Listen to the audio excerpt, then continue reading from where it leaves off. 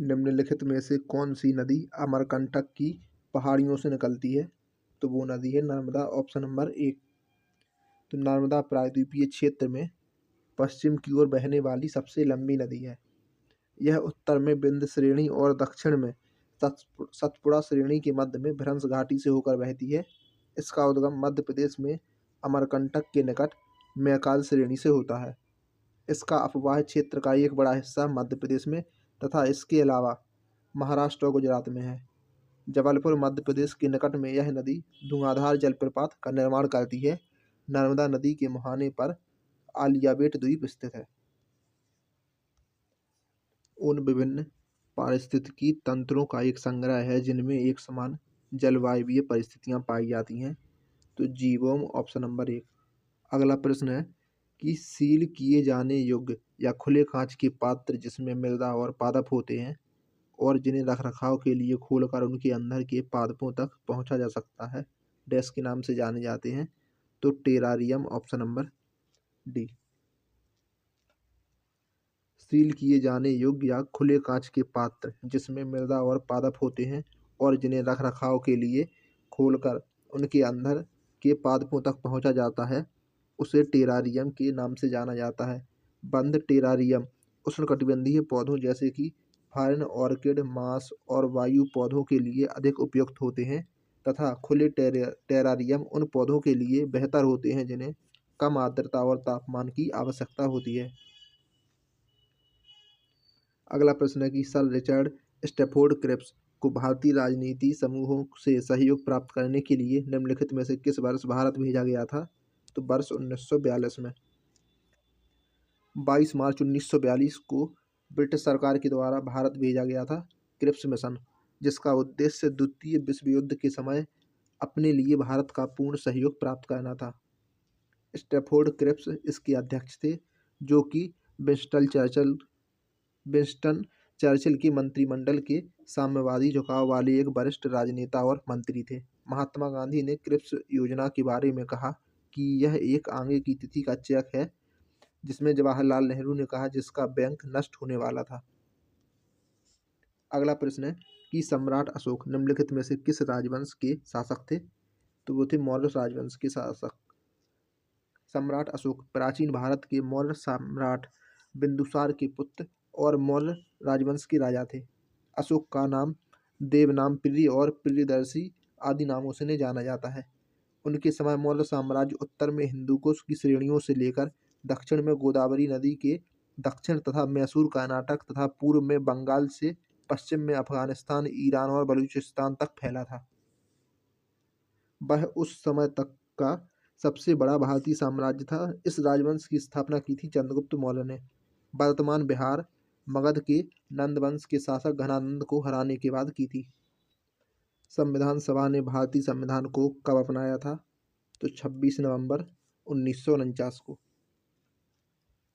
26 नवंबर 1949 को भारतीय संविधान ने औपचारिक रूप से भारत के संविधान को अपनाया था। 26 जनवरी 1950 को पूरे देश में लागू हुआ। भारत के संविधान का निर्माण संविधान सभा के द्वारा किया गया था। भारत की संविधान सभा ने संविधान के निर्माण से संबंधित विभिन्न कार्यों से निपटने के लिए कुल 13 प्रमुख समितियों का गठन किया था।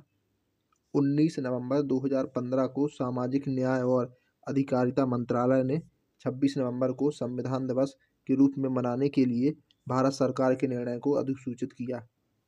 अगला प्रश्न है कि निम्नलिखित में से किस वर्ष में भारतीय राष्ट्रीय कांग्रेस के लाहौर अधिवेशन में जवाहरलाल नेहरू को अध्यक्ष के रूप में चुना गया था? तो 1929 में।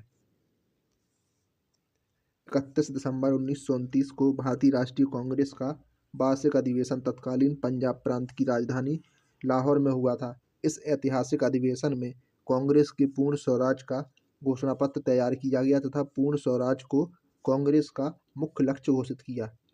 जवाहरलाल नेहरू इस अधिवेशन के अध्यक्ष के रूप में चुने गए थे। अब अगला प्रश्न है कि निम्नलिखित में से किस तत्व की विषाक्तता के कारण इटाई रोग होता है? तो इसका जवाब है कैडमियम, ऑप्शन नंबर डी।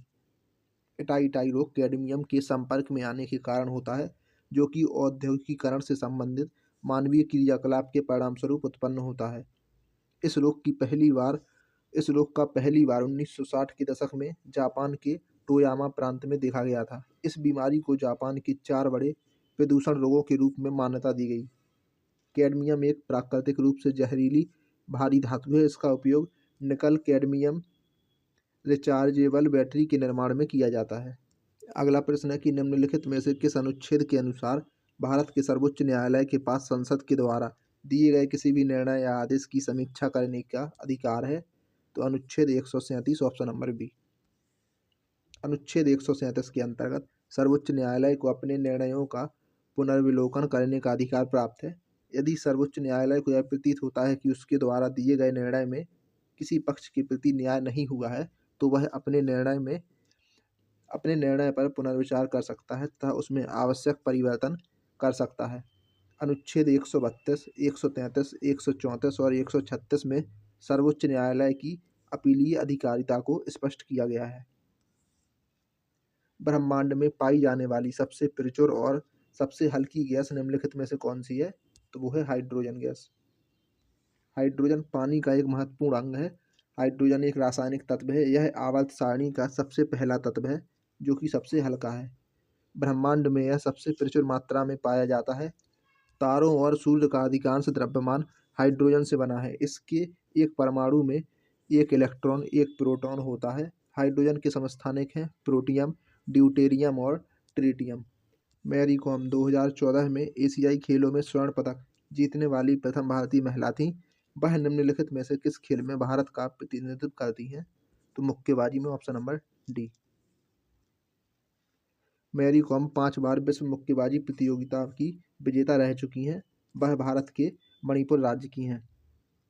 उन्होंने लंदन ओलंपिक 2012 में कांस्य पदक जीता था। इसके अतिरिक्त 2010 में एशियाई खेलों में कांस्य पदक, 2014 में एशियाई खेलों में स्वर्ण पदक। इनके जीवन पर एक फिल्म मैरी कॉम भी बनी है जिसका प्रदर्शन 2014 में हुआ था। इनको 2020 में पद्म विभूषण से सम्मानित किया गया था।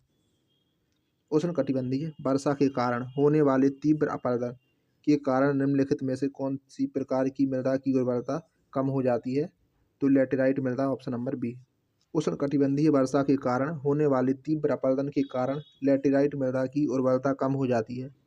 लैटेराइट मिट्टी आयरन ऑक्साइड और एल्यूमीनियम ऑक्साइड के समृद्ध से होती है और विभिन्न प्रकार की चट्टानों के अपक्षय से प्राप्त होती है, जो कि दृढ़ ऑक्सीकरण और निश्चालन का परिणाम होता है। यह मिट्टी चाय और कॉफ़ी फसल के लिए उपयुक्त है।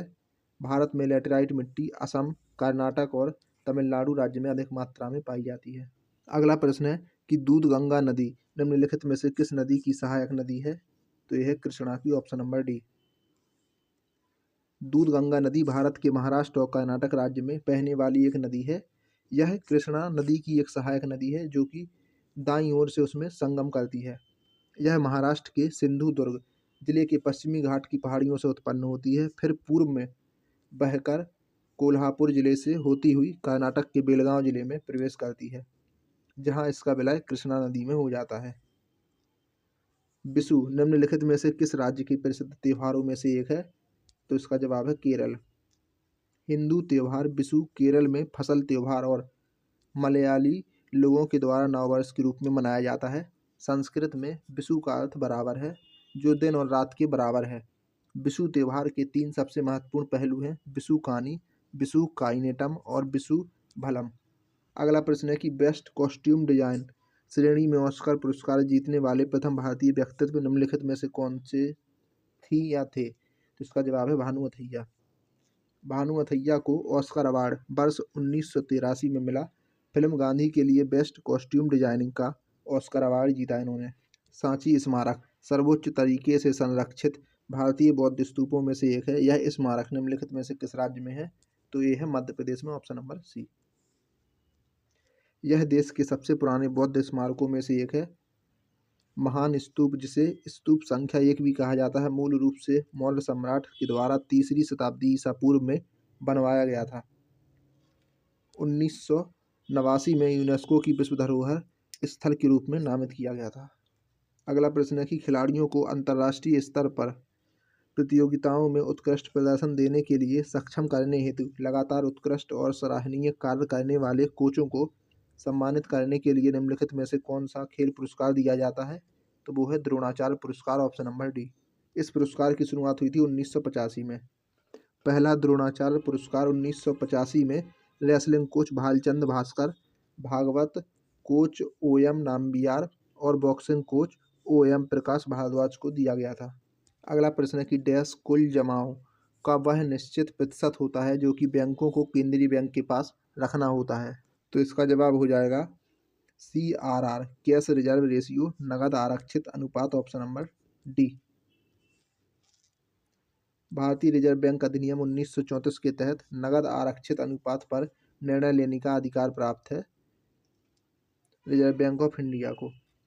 रेपो रेट तो अल्पकालिक आवश्यकताओं की पूर्ति हेतु जिस ब्याज दर पर कमर्शियल बैंक रिजर्व बैंक से नकदी प्राप्त करते हैं, रेपो दर कहलाती है। और अगली है रिवर्स रेपो रेट, तो वह दर जिस पर भारतीय रिजर्व बैंक वाणिज्यिक बैंकों के अधिशेष मुद्रा को अपने पास जमा कर लेता है और बदले में RBI इन बैंकों को ब्याज देता है। अगला प्रश्न है कि रानी लक्ष्मीबाई ने ब्रिटिश औपनिवेशिक शासकों के साथ लड़ाई करते हुए निम्नलिखित में से किस वर्ष में वीरगति प्राप्त की? तो 1858 में। निम्नलिखित में से किस प्रकार के बाजारों में खरीदार और विक्रेता, जो कि मुख्य रूप से व्यक्ति और संस्थान होते हैं, वित्तीय प्रतिभूतियों जैसे कि बॉन्ड और स्टॉक का व्यापार करते हैं? पूंजी व्यापार, ऑप्शन नंबर डी। निम्नलिखित राजवंशों में से किसके शासनकाल के दौरान गोलकुंडा के किले का निर्माण किया गया था? तो काकतीय राजवंश के दौरान, ऑप्शन नंबर बी। दक्षिण भारत की सबसे ऊंची चोटी निम्नलिखित में से कौन सी है? तो वो है Anamudi, option number B. Anamudi Kerala में है और इसकी ऊंचाई है 2695 मीटर। अनाईमुड़ी एक मलयाली शब्द है जिसका हिंदी में अर्थ होता है हाथी का मस्तक। इसे दक्षिण भारत के एवरेस्ट के रूप में भी जाना जाता है। गुजरात से शुरू होकर केरल में खत्म होने वाले पश्चिमी घाट की पर्वत श्रृंखलाएं दक्षिण भारत की सबसे ऊंची पर्वत श्रृंखलाएं हैं।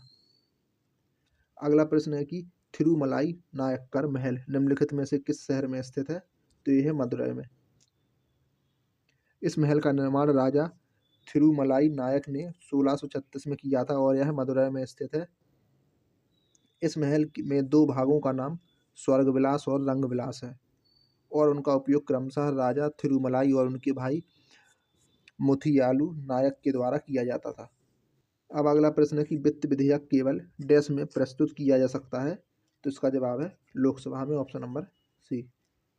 वित्त विधेयक में उन सभी विधेयकों को शामिल किया जाता है जो कि प्रत्यक्ष रूप से वित्त से संबंधित मामलों से संबंधित होते हैं, जैसे कि सरकार के व्यय अथवा सरकार के राजस्व से संबंधित व्यय। संसद में 3 प्रकार के वित्तीय विधेयक हैं: धन विधेयक अनुच्छेद 110 में, वित्त विधेयक श्रेणी 1 अनुच्छेद 117 का ए, वित्त विधेयक श्रेणी 2 अनुच्छेद 117 का 2। वित्त विधेयक केवल लोकसभा में प्रस्तुत किया जाता है। सभी धन विधेयक अनुच्छेद 110 वित्त विधेयक हैं, लेकिन सभी वित्त विधेयक धन विधेयक नहीं हैं। राज्यसभा विधेयक में संशोधन की सिफारिश कर सकती है। अनुच्छेद 32 भारतीय संविधान के किस भाग से संबंधित है? तो यह भाग 3 से संबंधित, ऑप्शन नंबर डी। मौलिक अधिकार भारत के संविधान के भाग 3 के अनुच्छेद 12 से 35 में वर्णित हैं। अमीर खुसरो एक शाही कवि थे। वे निम्नलिखित में से किस सूफी हजरत के शिष्य थे? तो सैयद मोहम्मद निजामुद्दीन औलिया के, ऑप्शन नंबर 1। उन्होंने 7 सुल्तानों बलबन, मोहम्मद कैकुबाद, जलालुद्दीन फिरोज खिलजी, अलाउद्दीन खिलजी, मुबारक शाह खिलजी और गयासुद्दीन तुगलक का शासनकाल देखा।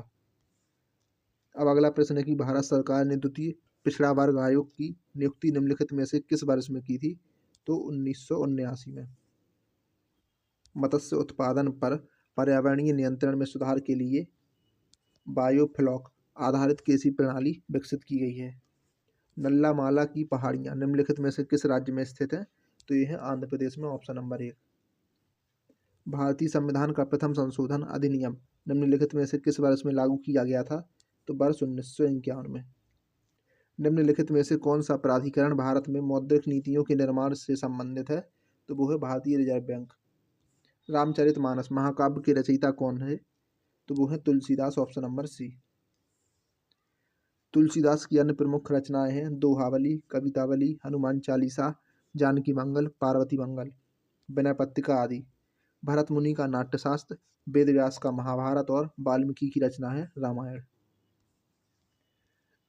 मेघालय का लोकप्रिय फसल कटाई त्योहार निम्नलिखित में से कौन सा है? तो वो है बंगाला, ऑप्शन नंबर बी। मालाबार के दक्षिणी तालुकों में मालाबार विद्रोह निम्नलिखित में से किस वर्ष में हुआ था? तो वर्ष 1921 में। इसके प्रमुख नेता थे अली मुसलियार और बारियान कुन्नाथ कुंजामेद हाजी। गरबा निम्नलिखित में से किस राज्य का एक प्रसिद्ध लोक नृत्य है? यह नृत्य देवी दुर्गा के 9 रूपों को सम्मान प्रदान करने के लिए नवरात्रि महोत्सव के दौरान किया जाता है। तो यह है गुजरात का। क्लोरोफ्लोरोकार्बन के उपयोग से पृथ्वी के वायुमंडल की निम्नलिखित में से कौन सी परत क्षतिग्रस्त हो सकती है? तो ओजोन मंडल, ऑप्शन नंबर सी। IBEF वाणिज्यिक और उद्योग मंत्रालय के द्वारा स्थापित एक ट्रस्ट है। दिए गए विकल्पों में से IBEF का सही पूर्ण रूप का चयन कीजिए। तो India brand equity foundation, option number 2। The God of small things नामक उपन्यास के लेखक कौन है? तो वो है Arundhati Roy, option number C. इनकी अन्य रचना है the doctor and the saint, the Ambedkar Gandhi debate. Haldighati का युद्ध निम्नलिखित में से किस वर्ष में लड़ा गया था? तो 1576 में।